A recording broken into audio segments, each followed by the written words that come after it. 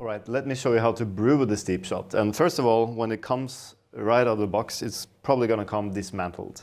But that's a good thing, because then you will learn how to put it together. I like to start with a filter seat, and remember this little gap, that's important. Put the steel mesh filter in, or a paper filter if you like. And then you're going to put this filter lock ring right next to the little gap here. You put it in here, and then you lock it. That means the filter can't fall out, and it's safe to use. Now you take the lid, and there's a little lip here. Then you put the filter seat in where the gap hits the lip. And then the deflector at the end, you can screw that on. Now you're ready to brew. Now you might want to preheat your cup. I don't really do it, but because I use boiling water. And when you use boiling water, the temperature is going to come down a little bit. But I'm not too worried about that. But if you're not able to boil your water properly, it might be a good idea to preheat it. And especially if you're brewing outside and this is very cold, you want to preheat your container. Now I'm going to use a scale that has a timer, because, you know, I'm a barista, like that. And then I've pre-ground some coffee, and you can actually use pre-ground coffee from the supermarket. But that's a little bit coarser than what I prefer to use. So if you buy a pre-ground coffee from the supermarket, which you really shouldn't, it doesn't taste that good. But if that's your only option, you should aim for a steep time around 1 minute. I'm grinding a little bit finer, and it's quite hard to see, but I'm using a grind that I normally use for Aeropress. And my Aeropress is about 1 minute steep time, and this is going to be around 30 seconds actually. So let's put it inside. We have 14 grams of coffee.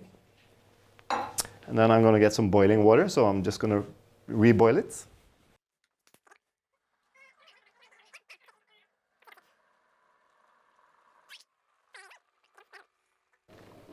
I have boiling water now, so let me tare the scale. And there are some marks inside, so you can just kind of use that as a reference, so that in case you don't have a scale, you would know how much water to use in. But I'm going to put 200 grams of water inside. Put the timer on.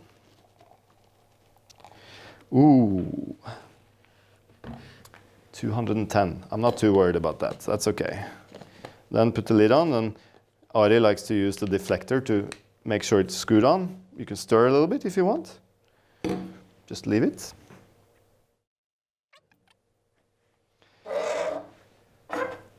Now 30 seconds has gone. Now is the important time to turn it upside down. Don't try to open the valve while it's pointing upwards.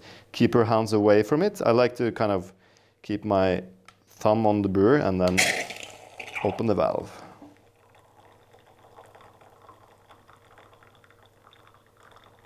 And if you're using a paper filter, the push out is going to take around 20 to 30 seconds. So sometimes you want to deduct some of that time from the total brewing time.